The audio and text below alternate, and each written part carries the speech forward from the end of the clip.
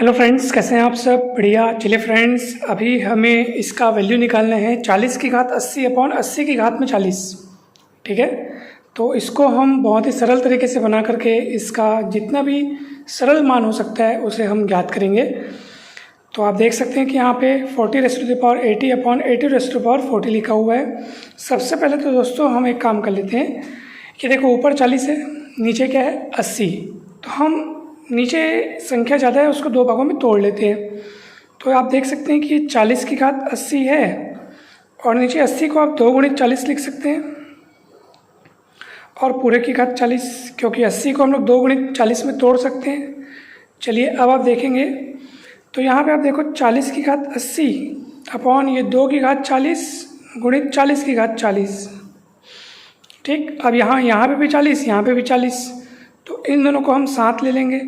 ये 40 की घात 80, 40 की घात 40, तो ये हो जाएगा 40 की घात में 80 माइनस 40। क्यों? क्योंकि हमने पढ़ा है फॉर्मूला a की घात m अपॉन a की घात n। तो ये क्या हो जाता है दोस्तों? a की घात m माइनस n। तो 40 को आप a के रूप में देखो तो आपको ये आसानी से समझ में आएगा। a की घात m अपॉन a की घात n, तो a की घात में m माइनस n। ये देखिए, ये वाला फॉर्मूला यहाँ पे काम कर रहा है। ठीक है,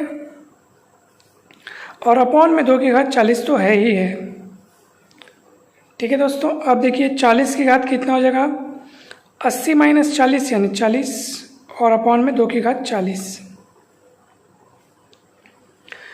उसके बाद आप देख सकते हैं कि यहाँ पे घातें समान है 40-40, तो यहाँ पे हम लोग लिख सकते हैं इसको 40/2 पूरे की घात में 40। और ये 40/2 जो है वो 20 हो जाएगा और 20 की घात में 40। और यही आपका आंसर है। तो दोस्तों देखा आपने कितने सरल तरीके से ये बन गया, बिल्कुल कठिन नहीं है। हमको दिया गया था 40⁻80 अपॉन 80⁻40। तो हमने क्या किया, 40⁻80 को वैसे रहने दिया, 80 को अपने दो भाग में तोड़ दिया 2 × 40। उसके बाद हमने क्या किया, 40⁻80 अपॉन 2⁻40। यहाँ पे देखो ये जो 40 पावर है दोनों के मल्टीप्लिकेशन में पूरे में है, तो हमने इसको अलग अलग बांट दिया। 2 के पावर में 40 और 40 के पावर में 40, यानी 40 के पावर में 40। उसके बाद हमने क्या किया, यहाँ पे अभी 40-40 सेम है तो पावर जो है वो घट जाएगा, आप सभी को पता है।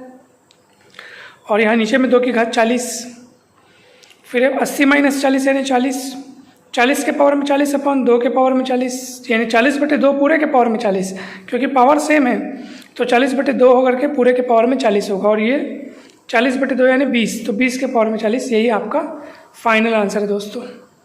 तो हमें पूरी उम्मीद है कि आपको बहुत बढ़िया तरीके से समझ में आया होगा दोस्तों। मैथ्स के, फिजिक्स के एक से बढ़कर एक कंसेप्ट, एक से बढ़कर एक सवाल अगर आप समझना चाहते हैं तो चैनल को जरूर सब्सक्राइब करें। हमारे चैनल पर आपको स्कूल एवं कॉलेज की विभिन्न कक्षाओं जैसे 9th, 10th, 11th, 12th, BSc सभी सेमेस्टर्स के आपको मैथ्स और फिजिक्स के सभी टॉपिक्स के वीडियोस मिलेंगे, जो कि आपके लिए काफ़ी हेल्पफुल रहेंगे। तो चैनल को जरूर सब्सक्राइब करें, वीडियो को लाइक एवं शेयर करें दोस्तों। कमेंट करके अवश्य बताएं कि ये वीडियो आपको कैसा लगा। आप सभी को बहुत बहुत धन्यवाद। जल्द ही मिलते हैं नेक्स्ट वीडियो में।